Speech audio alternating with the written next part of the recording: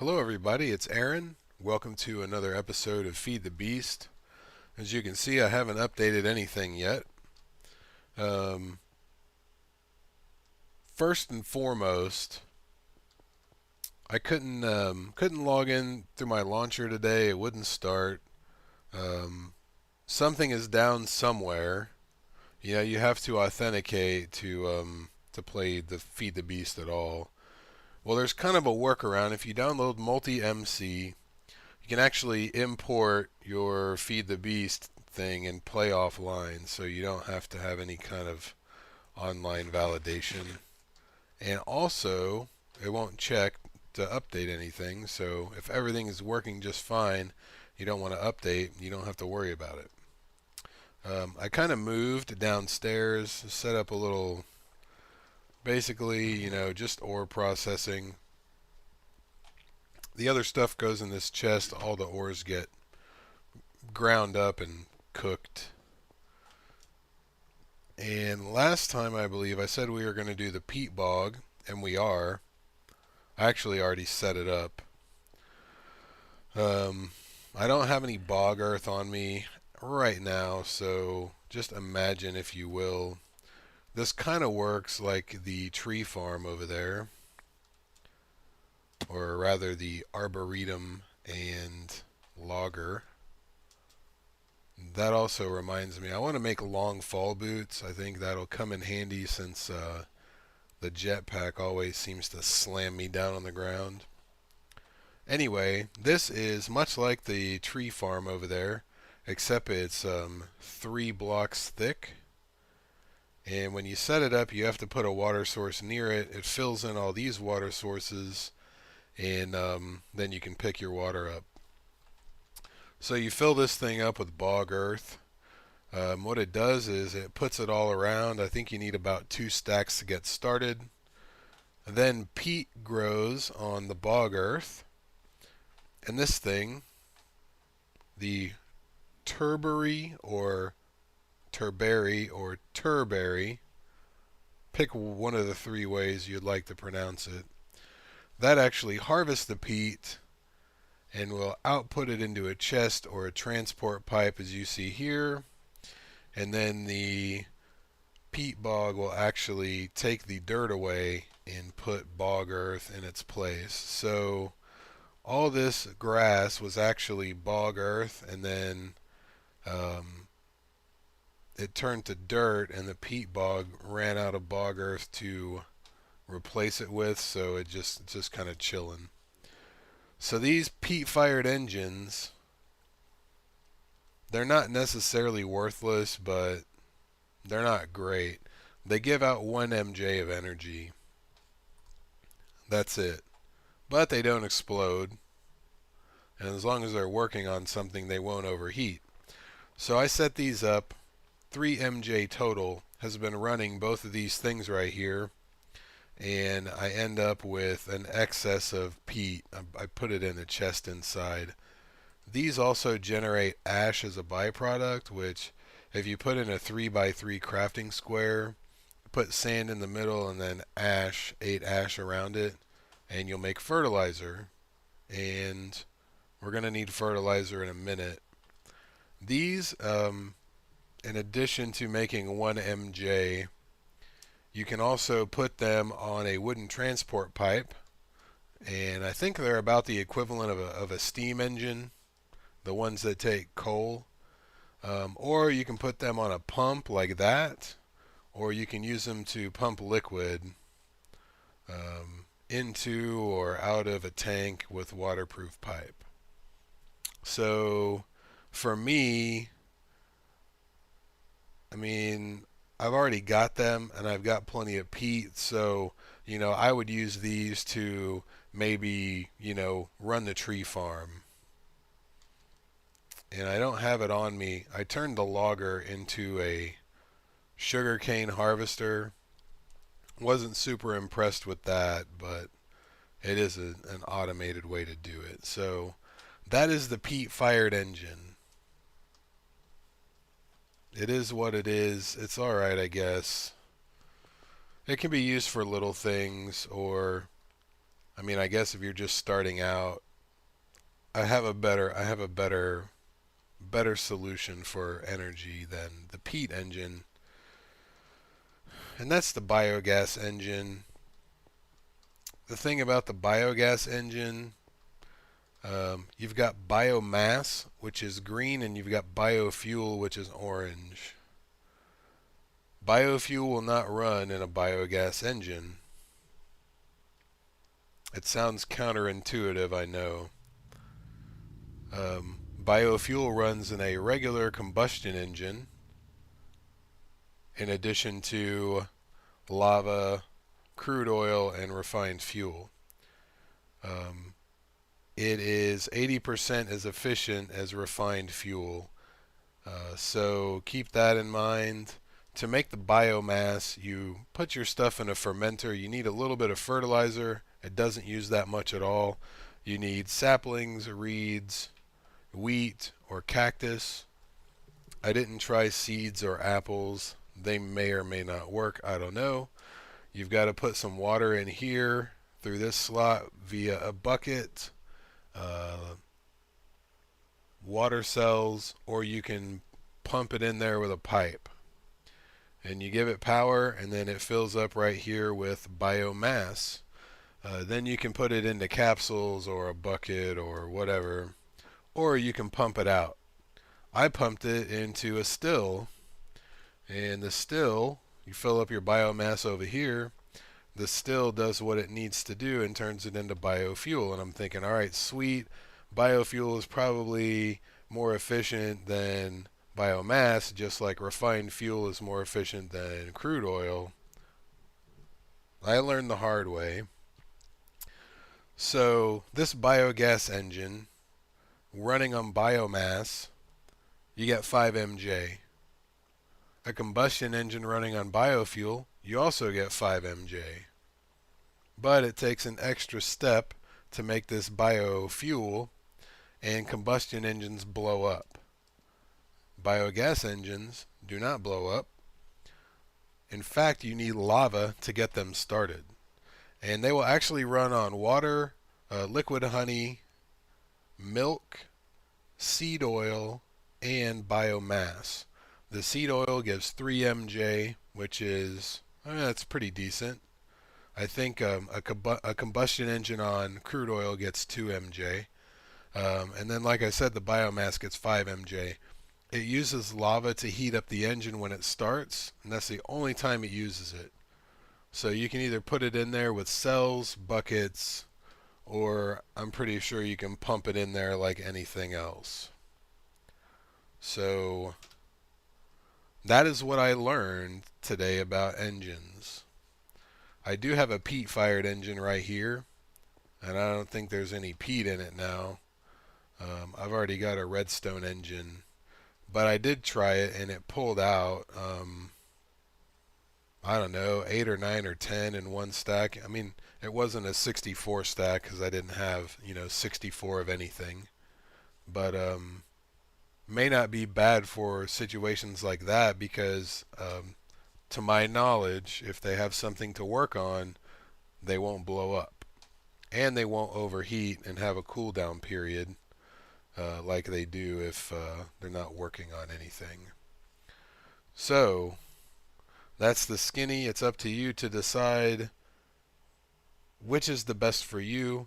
For me personally, I've got so much refined fuel over there and so much oil that can be refined. I'm actually going to use that to get this going, and then I'll probably run it out and not mess with it anymore. I want to make probably 4 banks of 3 biogas engines.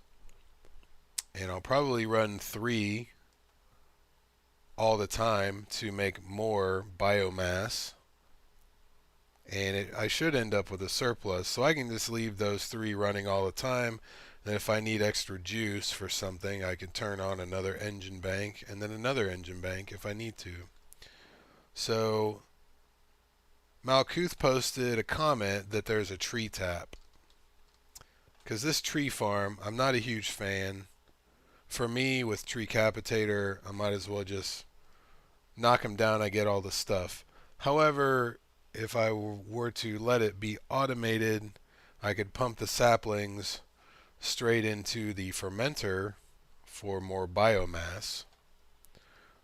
So let me sleep and we're going to try something. I want to try this tree tap out just because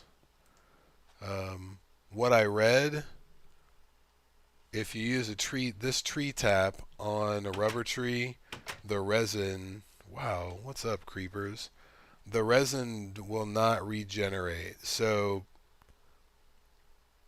basically you might as well use the tree tap and the logger to take down the tree and then have the arboretum replant it, because if it's not going to regenerate the rubber, it really is kind of pointless. Because that's the whole awesome thing about rubber trees. Is that all? Is that all of them? I see more over there, but I'm not worried about them. That's the awesome thing about rubber trees. You tap them for the resin, and then you get more resin out of them. And I hooked this up to power a minute ago. I don't think it worked right. It said you had to put an engine on it. So I'll tell you what. Let me grab one of these Peat engines. It'll probably be okay without it. See, I got it. I got some Peat. Let me get the thing. Didn't mean to do that. That's always a problem with the diamond drill. The dirt that doesn't have grass on top of it, it takes that stuff away really quickly. So I'm going to assume that this has a radius just like the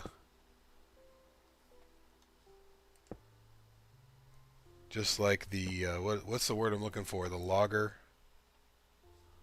Maybe I should put some fuel in there. And let's see what happens, if anything.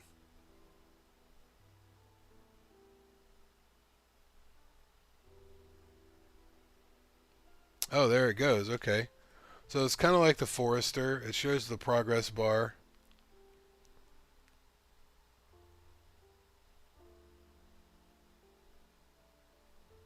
There goes one resin.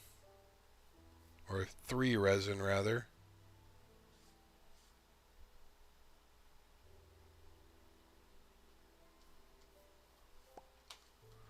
I should have looked to see how many spots it had before we started. I only saw the one on this side.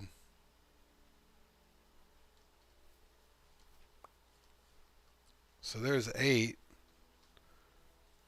I don't know what it's popping off of because that's the only spot that I saw.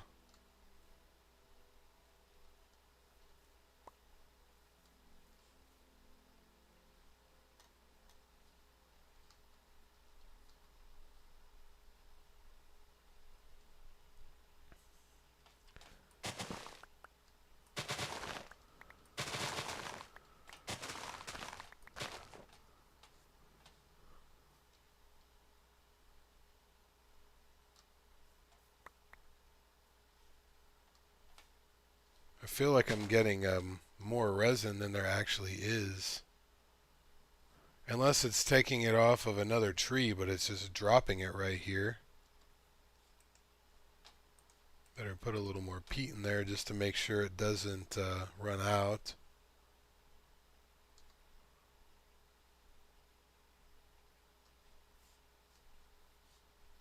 Alright, well I don't know.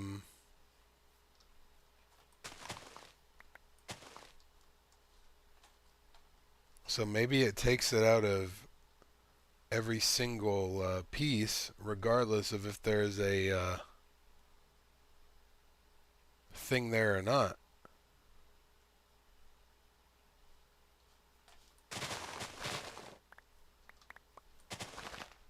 I believe that if you have the logger, and it picks up all the apples and saplings and stuff, I think it'll actually pick up the resin as well. But that means you have to run this thing first because the logger will try to take the logs. and then you'll have nothing to pop the resin off of.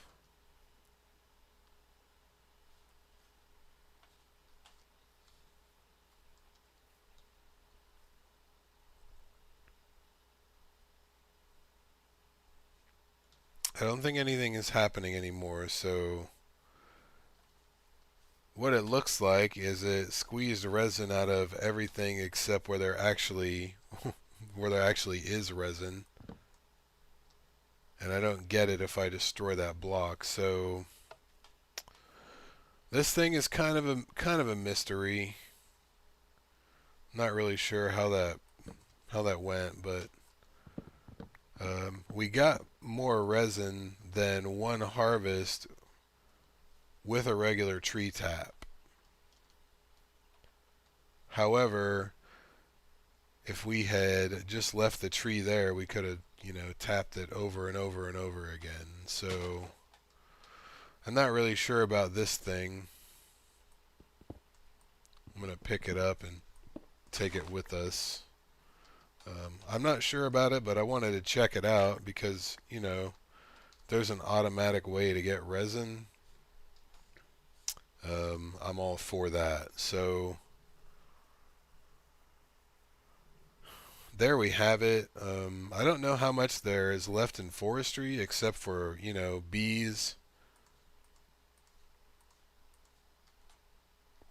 My sugarcane harvester, I set it over here, I gave it power. It took off the very top block of all of these and left the bottom two.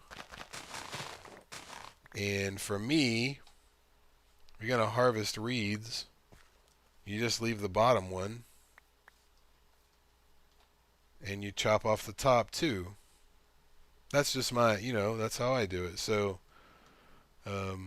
sure, it's automatic, but for me, there are better ways to harvest sugarcane or reeds